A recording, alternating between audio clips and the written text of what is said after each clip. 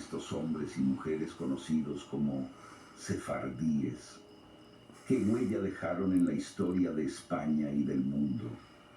¿Y por qué, después de más de 500 años, sus nombres siguen siendo recordados en sinagogas, archivos y canciones?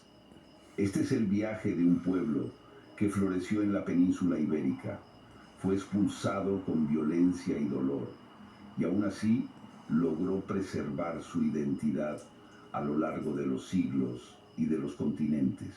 Una historia de resiliencia, sabiduría y memoria. Una historia que comienza mucho antes de 1492, pero cuya cicatriz todavía se siente hoy. Prepárate para descubrir quiénes fueron realmente los judíos sefardíes y por qué su legado sigue vivo. Los orígenes de la presencia judía en la península ibérica se remontan, según fuentes históricas y arqueológicas, a tiempos del Imperio Romano. Ya en el siglo I, comunidades judías vivían en ciudades como Tarraco, Emérita Augusta y Córdoba. Algunos llegaron como comerciantes, otros como esclavos traídos tras las guerras contra Judea. Con el paso del tiempo, formaron comunidades estables que practicaban libremente su religión. Durante el periodo visigodo, sin embargo, la situación cambió drásticamente.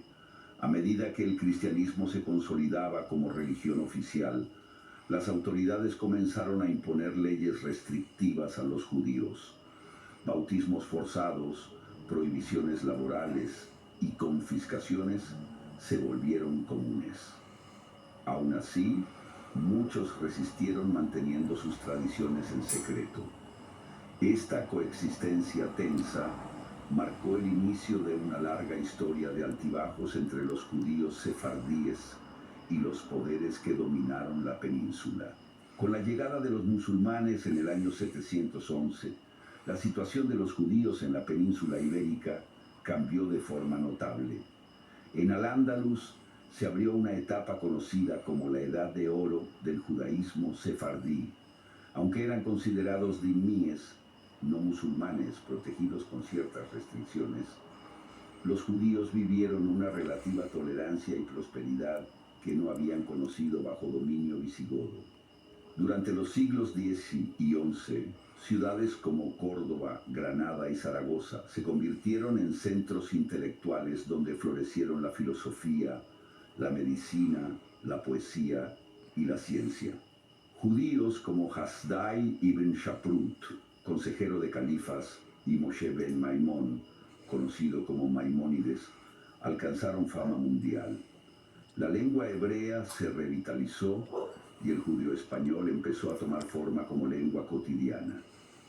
Fue un periodo de esplendor cultural, donde el saber judío dialogó con el mundo islámico y el greco-latino, dejando una huella profunda en la historia de Europa.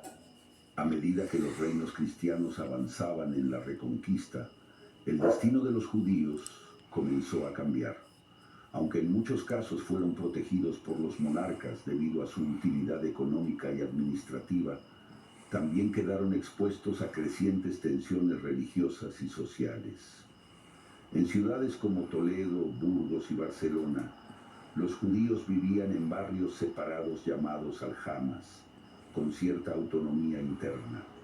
Durante los siglos XII y XIII surgieron restricciones progresivas, leyes que obligaban a llevar distintivos visibles, limitaciones en los oficios y prohibiciones de contacto con cristianos. Al mismo tiempo, los sermones antijudíos se volvieron frecuentes, alentados por sectores eclesiásticos. Sin embargo, pese a la creciente hostilidad, muchos judíos llegaron a ocupar puestos importantes como recaudadores, médicos y consejeros reales. Fue una época de ambigüedad, convivencia forzada, dependencia mutua y al mismo tiempo una intolerancia en ascenso que presagiaba conflictos mayores. El año 1391 marcó un punto de quiebre en la historia de los judíos en España. Bajo la influencia de sermones incendiarios y tensiones sociales acumuladas, Comenzaron masacres en Sevilla que pronto se extendieron a Córdoba, Valencia, Barcelona y otras ciudades. Miles de judíos fueron asesinados y muchos otros forzados a convertirse al cristianismo para salvar sus vidas. Fue uno de los pogromos más brutales de la Europa medieval. A raíz de esta oleada de violencia, surgió un nuevo grupo social, los conversos, judíos que se habían bautizado pero que, en muchos casos, seguían practicando su fe en secreto. Esto generó sospechas y alimentó el antisemitismo. En las décadas siguientes, la presión aumentó con la creación de la Inquisición en 1478, cuyo objetivo principal era detectar herejías entre estos conversos. Así, se preparaba el terreno para una medida aún más drástica, la expulsión definitiva de los judíos no convertidos del reino. En marzo de 1492, los reyes católicos firmaron el Edicto de Granada, ordenando la expulsión de todos los judíos que no se convirtieran al cristianismo. El plazo era de apenas 4 meses. Tetacuy presenta medalla de oro en levantamiento de nietos. ¿Qué va? Solo a dormir mejor. Tetacuy toda la noche. Liberación rápida y prolongada de melatonina y extractos de plantas naturales para ayudar. Justificada como un intento de eliminar la influencia negativa sobre los conversos. Fue también una manifestación de la unidad religiosa que buscaba consolidar la monarquía tras la conquista de Granada. Se estima que entre 80.000 y 150.000 judíos abandonaron España. Dejaron atrás sinagogas, cementerios, bibliotecas, casas y generaciones de historia. Muchos partieron hacia Portugal, donde poco después también serían expulsados, el norte de África, el Imperio Otomano, Italia y otras regiones del Mediterráneo. Fue un éxodo traumático, marcado por la pérdida y el desarraigo, que dio inicio a la diáspora sefardí. El término sefarad, nombre hebreo para España, se convirtió desde entonces en símbolo de una patria perdida. Tras la expulsión, los judíos sefardíes se dispersaron por diversos territorios, llevando consigo su lengua, sus costumbres y su fe. El Imperio Otomano, bajo el sultán Bayezid II, los recibió con los brazos abiertos, reconociendo su valor como comerciantes, artesanos y médicos. Comunidades prósperas florecieron en Salónica, Estambul, Esmirna y Sarajevo. También se establecieron en ciudades del norte de África como Tánger, Fez y Argel, así como en Ámsterdam, Livorno y más tarde en América. Pese al desarraigo, los sefardíes conservaron su identidad con notable tenacidad. El judío español o ladino siguió siendo la lengua de la vida cotidiana, de los rezos y de la literatura. Las tradiciones religiosas, los ritos propios y las costumbres familiares se mantuvieron vivas generación tras generación. Aún lejos de Sefarad, el recuerdo de España, idealizado o doloroso, se convirtió en un eje central de su memoria colectiva. La diáspora no fue solo supervivencia, fue una reinvención. El legado de los sefardíes va mucho más allá del dolor de la expulsión.